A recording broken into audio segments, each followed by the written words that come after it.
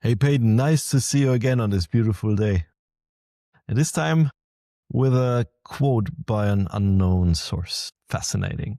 Never regret a single moment of the journey. If it wasn't your destination, it was your preparation. It was your preparation, Peyton. What was your preparation? Some of us have been fortunate to have had a lot of preparation on the journey. Yeah. And this is such a helpful mindset shift. For me, this is one that I had honestly lost sight of quite a bit in recent months and recently kind of snapped back into my awareness in a really helpful way. And first of all, it's really energy efficient to have this view. When we're consumed with regret, when we're consumed with resisting reality or resisting the past, we spend actually a lot of our life force on that regret, on that struggling against what is or what we cannot change. And there's this saying that you have your sphere of influence and the things within it. If you focus on what's within it, it grows. If you focus on what's outside of it, it shrinks. And if we're focusing on our regrets over the past, we are shrinking our sphere of influence because we are allocating our scarce life force toward that which we cannot control, that which we cannot touch. And so it actually is load bearing for us to adopt a mindset intentionally that, okay, what is outside of our control or the past is not beneficial for us to regret, even if we went back and had the opportunity to make the same decision, we would absolutely take the opposite one. That's true for all of us for various parts of our life. But dwelling and allocating our energy toward regret is not good for us. It's not helpful for us. And so there's this truer, I would argue, perspective that actually what was challenging for us to go through, what was painful for us to go through, the things that we're most tempted to regret in the past, actually, those did grow us. And they grew us in ways that we couldn't have grown if we would have taken the path that we wish we could go back and take instead. What would you say about growth in the way that the things that we regret the most, the things that we most wish we would have chosen differently, or the things that we wish would have happened differently, or another person would have not done or done differently, or whatever? How does that tie to growth? Why do those two things go together? Because it's interconnected. I believe the things which happen can leave a trace. And if you look back on your life, on all the bad things that happened and all the good things that happened, somehow they connected together. Because if some of the bad things didn't happen to you at all, you wouldn't have learned the lesson which prepared you to not experience an even worse thing, because you were prepared from the lessons from the bad thing that happened to you before. So it is this view that when you look back and the dots connect and add up to a coherent story which explain or have the ability to explain that you have experienced an education through whatever happened, made good or bad, then it's a much more encouraging view of life, which gives you much more agency, in my opinion, because then you can focus on the things you can control, meaning reflecting on the things that happened and gaining insights from the lessons of your mistakes, and then adapting your behavior in the future, which relates to the insights you gained. So it's all this interconnected thing. It reminds me of a story an Indian friend told me once, where he said, okay, there were two people looking through a keyhole, and one saw head of a cat. And he says, that's the head of a cat. And the other one looked through the keyhole and he said, no, that's a tail of a cat. There's only a tail of a cat. And then they opened the door and it was a whole cat. So you cannot just separate from one moment in time when you see something and judge it for being only a part of it. You cannot just say that's only the part of it which counts and matters. It is the whole gestalt of the thing which has the influence on how it plays out, which has the influence of how you will deal with it and how you will use it as a preparation to deal with similar things in the future. So, Peyton, how to use our scarce life source and what mindset is helpful in really making the best use of our life force? I would say that the most energy efficient or the most renewable energy mode that we can adopt that can be quite a balance to sustain is flow states. This is the ultimate life force channeling and renewable life force mode that we can be in. Studies show that you actually can get 5 times more done when you're in a state of flow than when you're in regular mind or in task switching mode or in more typical states of mind. And so this is the gold standard. And it's something that is notoriously hard to, or notoriously resistant to our certain ways of trying to approach it. We can't try to dominate a flow state. We almost have to submit to a flow state and enter into the source. And our struggling against reality mode are trying to control the future, trying to figure out everything, and trying to use every moment as a means to an end and extrinsic rewards or whatever. These cut ourselves off from flow. And so what's ironic is that submitting to the way, submitting to the unfolding of reality and entering into it, allowing it to move us and breathe us. This is by far the most productive thing that we can do. And even if 20% of the time there is spent on things pursued for their own reward, we're exploring curiosity, we're learning, we're following where this leads us.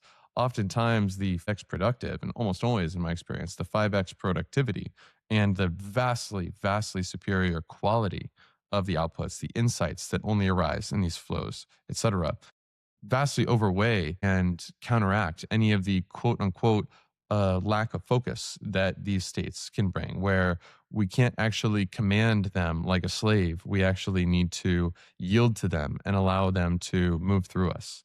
Flow states are energizing, they're renewable, they're restorative, they're amazing, and they unlock our highest potential. They tap into the source, they tap into our own consciousness, our light, our spirit, to move and flow through us in productive ways. And so this is the ultimate meta skill of productivity, and it requires certain balances within the mind. It requires an attitude, I would say, of faith, an attitude of yielding, an attitude of flow and softness and non rigidity.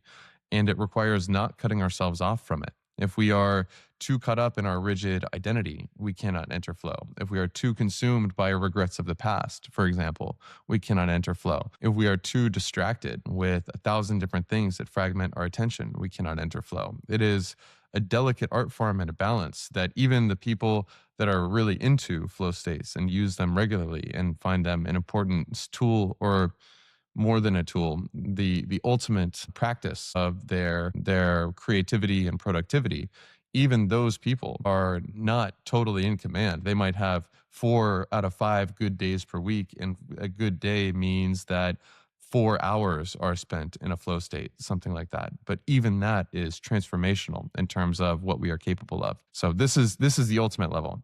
Besides that, though, energy management has a lot to do with, are we working aligned or are we working misaligned? And this is where regret comes once again into the picture.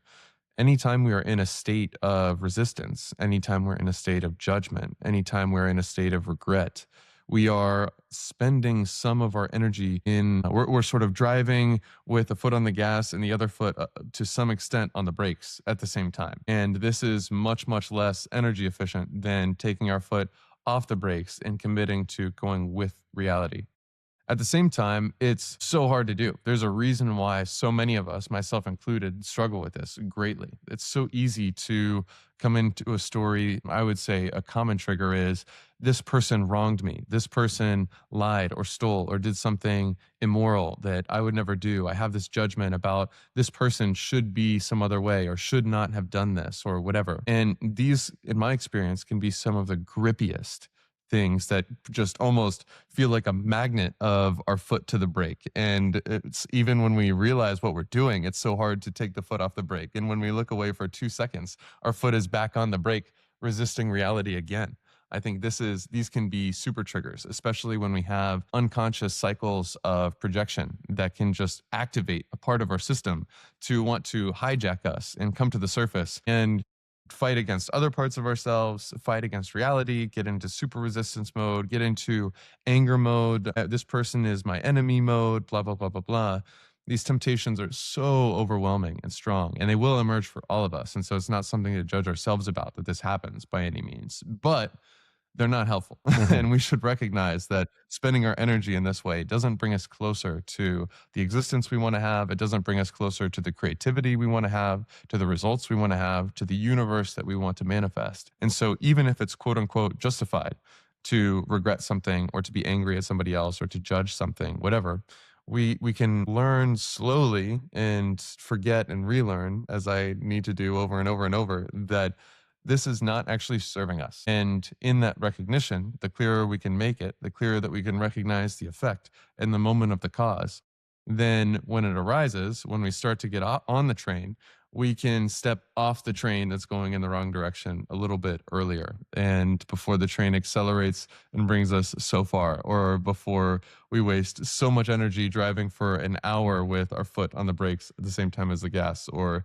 let alone a week, as I know too well. So these are some of the practices. I think it a lot of times comes back to awareness, awareness of what we are doing, awareness of our agency over what we decide to do within our mind, awareness of the cause and effect, and that it could be quote unquote justified in our narrative at the same time that it is still on some level holding on to a hot coal in our hand or drinking poison. Awareness, awareness, awareness is at the foundation of all of this. And ultimately, above all, the awareness of who we really are and who we are not. That I am not this little guy, protagonist, identity, main character that's actually has adversaries and is struggling and super limited. And ultimately, we can recognize that we're beyond all that, that who we are includes all of that, but ultimately isn't directly implicated and tied up in all that. We are the light. We are infinite in our true nature. And waking up to that, I think, is the most powerful and available yet sometimes forgotten antidote to this whole cacophony of struggle and temptation. Mhm. How do you think about the problem and the solution and the awareness of all of these cycles and how we might surf the waves a little smoother? Well, it's waves, it's cycles, it's a rhythm and a dance where one one time we enter flow and the other time we be aware of what we do. We actually meticulously plan out what we want to do. And the other time we dive into a timeless state of being, of maybe productivity, maybe of deep work. And other times we fall out of it and we need to reevaluate our life, our relationship to things, our systems and behaviors and so on. So I think it's a rhythm. Like you said, sometimes we have this gold standard of flow and we can utilize it for our goals. And the thing is, is actually a state where you give up control, Yes. where you immerse yourself in it, where you give yourself to it. So in a way, it's a system which rules you. Like if you have a great habit and a great system of implementing a healthy way of living, for example, then sometimes it's better to be a robot inside your system if it leads you to a more healthy trajectory in life, if it leads you to having a healthier brain, healthier body, better sleep, and better opportunities for flow. And awareness is required, but to shape the conditions to enter this state. So the thing is, you want to be your gardener, but you also want to grow your plant, which is also you. So you want to prepare the ground, you want to prepare the nutrition, you want to prepare the space, you want to prepare the access to food and water and sunlight. Then you want to plant the seeds. You have the seeds of your uniqueness into your garden, and then you want to grow them, but it's also part of you. So you want to go inside it and you want to bear fruits because you want to produce something valuable to you or beautiful to you or valuable to society. So, as you said, energy management ties very well into that. And I start to think more and more that preparing systems which are in alignment with what you want to do, with who you are, meaning habits or meaning process goals, where you say, okay, I want to do one thing a day where I just sit down for 1 minute and practice awareness, practice mindfulness. Systems like these, process goals like these, if we give ourselves to them, we become meta habit creators. We become our gardener, but also the plant. And it's somehow a dualism. It's somehow two perspectives on the same thing. Like the engineers described the frequency angle of looking at waves and the time angle of looking at electromagnetic waves. Actually, it's just the turning of the other.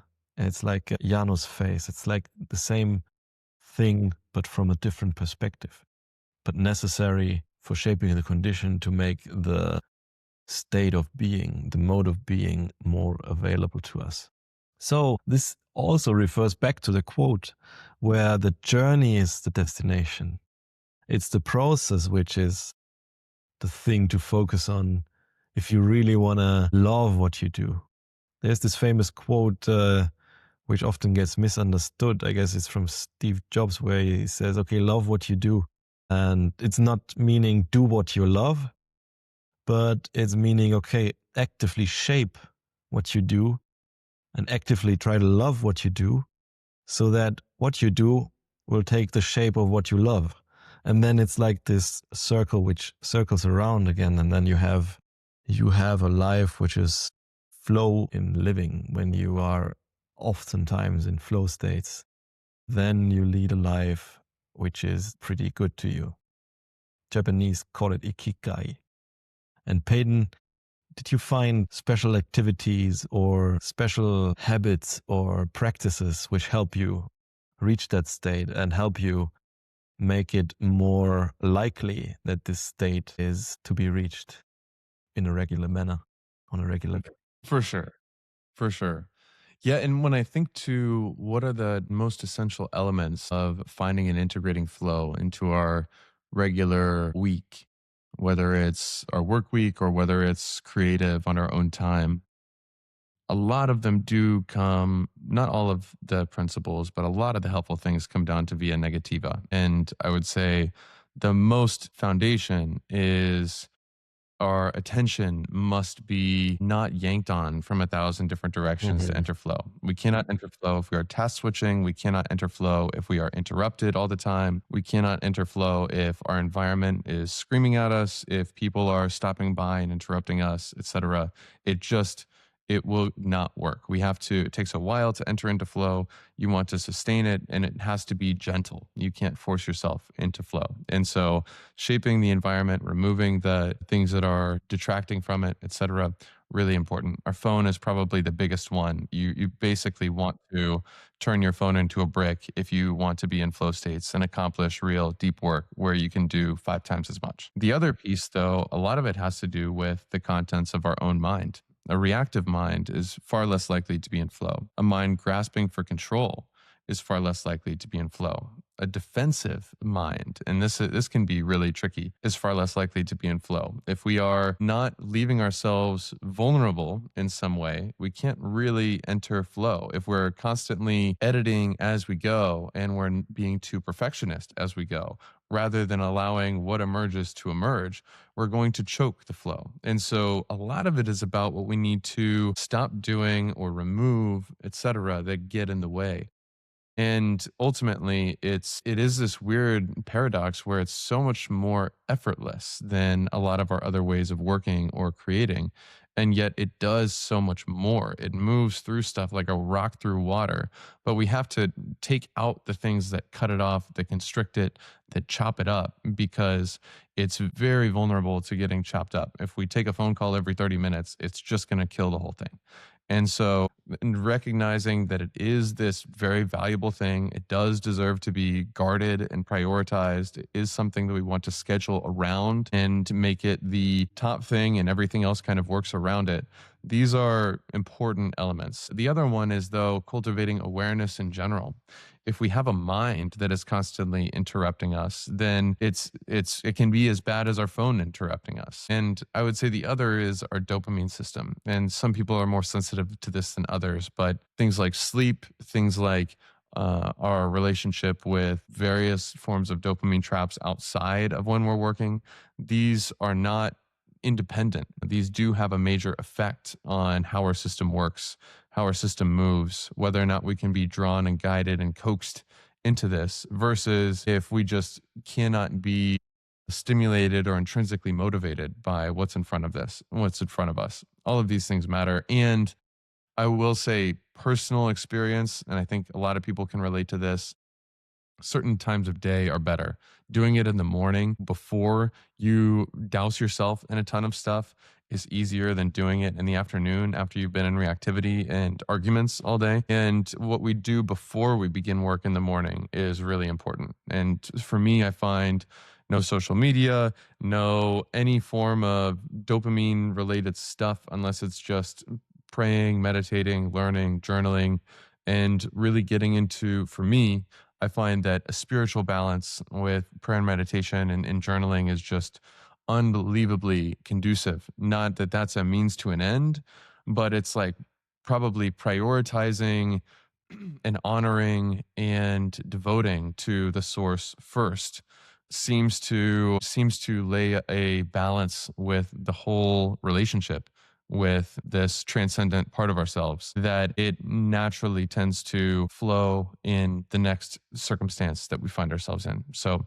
prior to creative periods, being and dedicating time and giving it the space that it needs, it once again, it doesn't, I don't feel like it fully works if we treat it like a means to an end, and it's an end in itself. And that's really the only relationship with it that seems to yield these fruits. But ironically, when we treat it as an end in itself, it bears so much fruit, so abundantly, so generously toward us in the other domains of our life, as long as we sustain a relationship with it, that it is something that's honored in itself. We're not farming it. We're not trying to squeeze it. We're not a master of it. It's almost like we serve the divine, and then the divine flows through us is a way to experience it. And the purity of heart and intent does seem to actually matter in my experience. Switching a little bit from flow, we talked about, if it's not the destination, it's the preparation, and talking about hard things that we're tempted to regret. Can you say a little bit about what that means? What does preparation mean? Because I would say a lot of times in the past, when I've been in my periods of the most growth, it's felt like the opposite. It feels like, okay, I'm so stressed. And because of my stress, I'm performing way worse. Because I'm performing way worse, it feels like I am worse. And I'm not showing up how I want to. If it affects my sleep, then I'm not able to enter flow how I want to. And so it feels like when negative momentum is at our face, everything works against us, and we work against ourselves more. And so, how is this preparation when it feels like it's just making us worse than we were before when we're in it? Wouldn't it be better if we just were locked on the right track and in flow states, and everything was natural and everything was smooth and we weren't facing adversity? Why is it better growth to be facing adversity when we kind of suck when we're in the middle of some adversity? You refer to it, and in my opinion, it's relevant for the mindset we have. It is just an invitation. This quote is an invitation to gain a perspective which helps us grow. It is not an invitation to use it as an excuse not to improve. It is about having the means to self-reflect and having the courage to also accept all the shit which happens. And it's about accepting, it's about letting go, and it's about integrating everything as a whole gestalt into your life. I think this is the invitation which resonates also around all the spiritual teachers. And it's always an invitation from Jesus to repent, to turn around and rethink the whole thing and then go another way. It's always an invitation to think of it from a different angle, to maintain a positive attitude, or not a positive attitude, but an acceptive attitude towards it. And this gives us much more power to deal with it. That's what I think about it. If we have the courage to rethink what happened to us, then it's as good as if we changed the past to our advantage, because we will regain the power to be our own narrators of our own story, to build our life as the architects of our life, to do and reflect about what we want to bring to the table, what we want to actually integrate into our life. And every pain we experience is an invitation to reflect upon why we experience that pain, and then learn our lesson from it and integrating that lesson into our life as something valuable. But it's only an invitation, and if you don't reflect upon your pain, you probably are prone to reproduce whatever led to that pain. Their attention and awareness comes back into the calculation again. You need to focus on something, even if it hurts. You need to really dive into with the intention to gain a lesson from that so that you can improve and further your personal evolution. But it is like that. We always have the choice. Nobody can help us if we do not choose to improve, if we do not choose to wanting be helped, to be helped. Like, it's always an offer from, let's say, God. He reaches out, like in the picture of Adam. He reaches out, but we only have to lift our finger. That's what Michelangelo depicted in his picture. Adam goes like this, but God has his finger stretched. And we only have to decide for ourselves. This is our human responsibility, to decide for ourselves, to reach out, to connect with God, to connect with nature, to connect with a perspective of life which helps us to jump on a timeline where we improve our life and open up our life for others to help as well. And there's always a responsibility and a decision that we have to make and that we have to carry. What else, Peyton? What would you add to that? So why does what doesn't kill us make us stronger? Because a lot of times what doesn't kill us feels like it makes us weaker, at least in the moment. It feels inefficient. A lot of times it feels like insults on injury, feels like we get further away from our goals rather than closer to our goals. And along the way, frustratingly, we show up as a worse version of ourselves when we're under the most stress because it affects our energy. We get into reactive mind. We notice that many of the things that didn't tempt us back when our life was easy are now overwhelming and almost impossible to resist, up to and including regret and anger and judgment and resistance and pride and all of the rest of the temptations that come when we're under intense psychological stress. Our sleep oftentimes is impacted, and some of us, like me, just show up as way less competent, way less capable in so many ways. It's harder to access flow. And so along the way, it just is like it's insult, it's injury, and we're worse at everything that we used to be good at. And it's all kind of coming down, and it feels like we're everything's going in the wrong direction. Why is this preparation when it feels like we're going the wrong way? I would say it's a few things. One is when you're imagine two situations. One of them, you need 30% of what you're capable of to succeed. And one of them, you need 130% of what you're capable of to succeed. The one where you need 30%, and this was kind of what I experienced in college, I could go binge drinking on the weekends. I could spend time cruising Instagram and Tinder during the day. I could distract myself with this. I could take things very casual. I could not really focus. I didn't have good habits.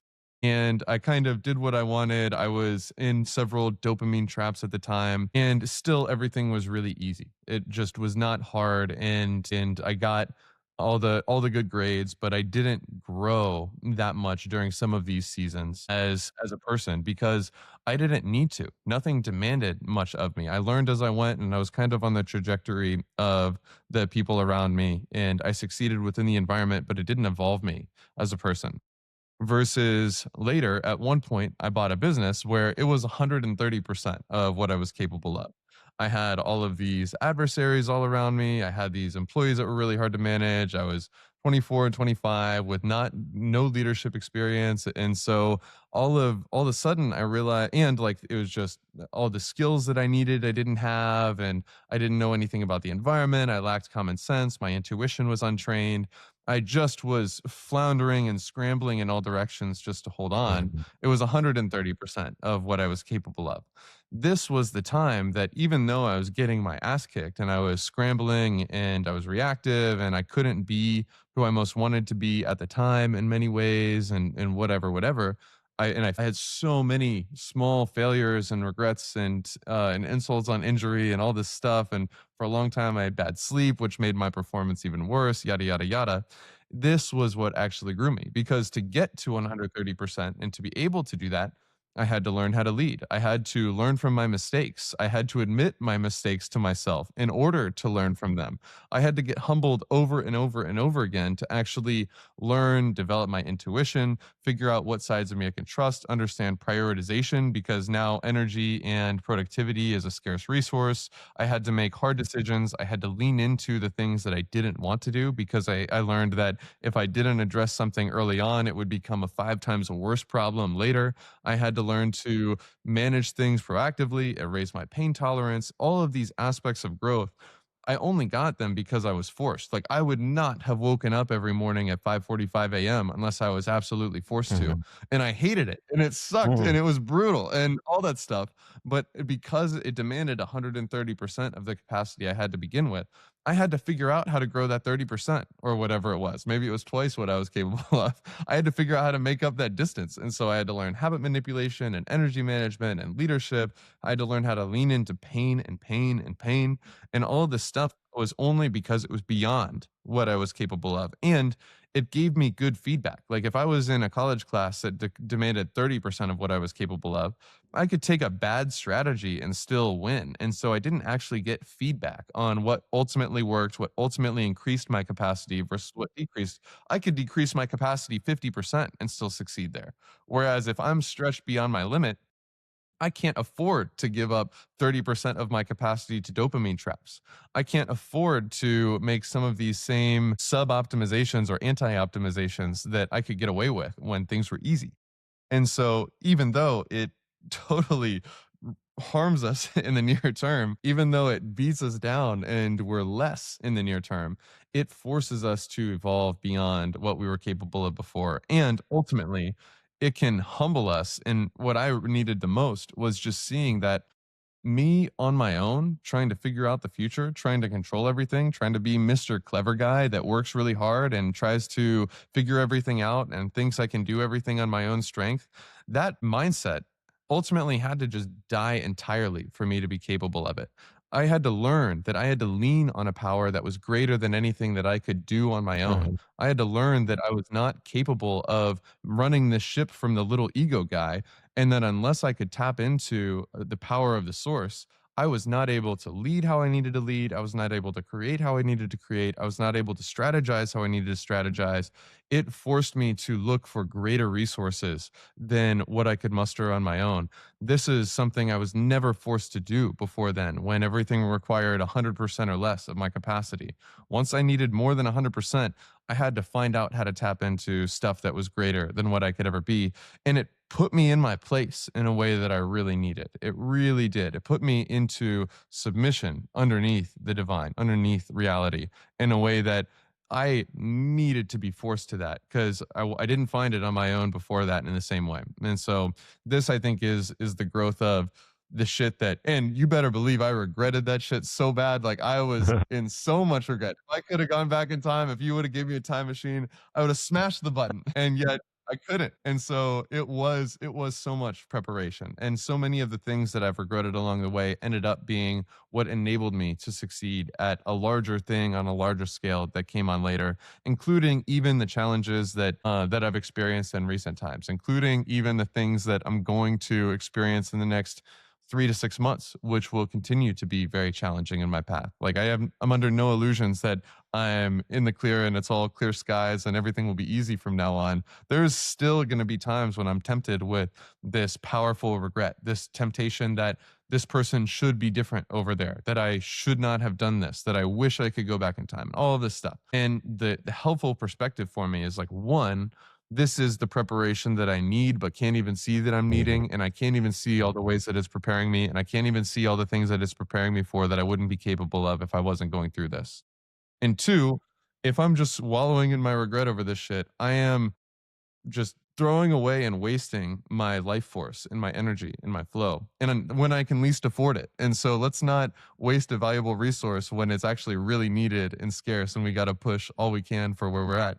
And importantly for those things, having faith, I think, is essential in all of this. Have saying, and for me, it's I think about it and relate to it in terms of God, is having faith in God and believing that, okay, God, I can't see where things are going. I can't understand what's happening. I don't know what you're preparing me for, but I trust that everything that's going on is also a part of your unfolding will, including what I regret, including what XYZ person is doing that I disagree with or whatever, including every single thing down to the last atom of the universe, everything in the present, everything in the past. I surrender it all. I accept it all. I trust it all. I recognize that all of this is you. All this is made of you and by you. And it's yours. My hands are up. I'm going to flow. I'm going to follow. I'm going to be breathed by you and be moved by you and do my best within this and try to follow the best I can and do my utmost and be sincere and trust and trust and trust and surrender.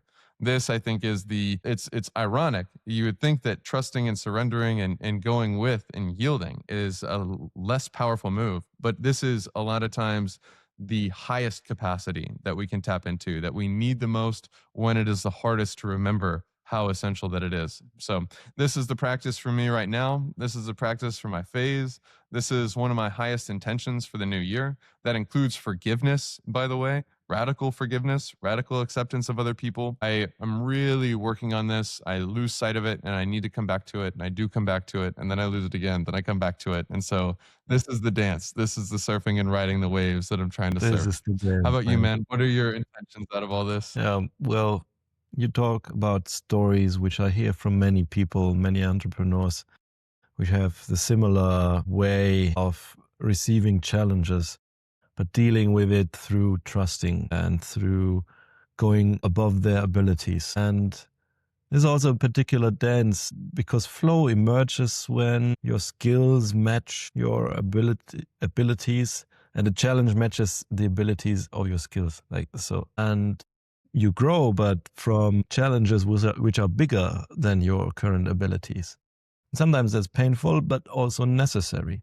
So you can either try to not be crushed, and it's good to not be crushed because you only grow from experiences up to a certain point. Because if you are crushed to a certain degree, then you won't be able to recover and grow from that.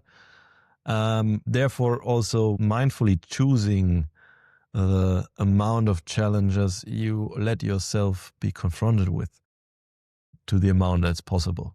But also choosing to detach yourself from unnecessary mental loads, which you can choose not to bear because you can increase the level of trust and increase the level of faith you have in terms of, okay, the universe conspires behind your back to make you a success.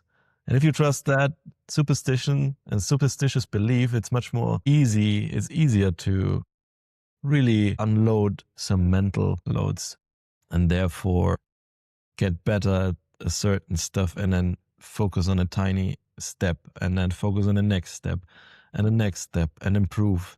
And if you're in the deepest and darkest hole of your life, I think what you can do is just focus on one tiny bit of improvement and do that step and do the next step. And from there on, the next step. And in 30 days, you are amazed about the progress you made just because you kept the faith that things will turn out well and you didn't give in to negativity and depression and didn't do nothing, but you did something. You applied your agency you have to improve matters, and that's what counts. No matter where you are, believe in your ability to figure things out and do one step, one tiny step after the other, until you go a long way from there. And my intention is as well to have process goals, to have goals in terms of even a tiny step is one step. And even if I write one email a day, it's one email. And it's in 100 days, I reached out to 100 people. And probably I will do more than that. And my intention for that is evolving the process, kind of get a feel for, okay, this helps, this not, and this works better. And I could do this also. And therefore engaging in a process, having trust that things will evolve from there if I apply my agency to it, and trust that the universe conspires behind my back to make us a success, Peyton. Whatever success Yes. may mean to us.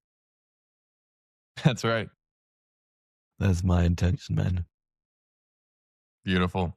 Thank you, my friend. I love the conversation. Likewise. Looking forward to the next one, man. Have a great week. Have a great week, my friend. See you soon. Yes. Be well. Bye.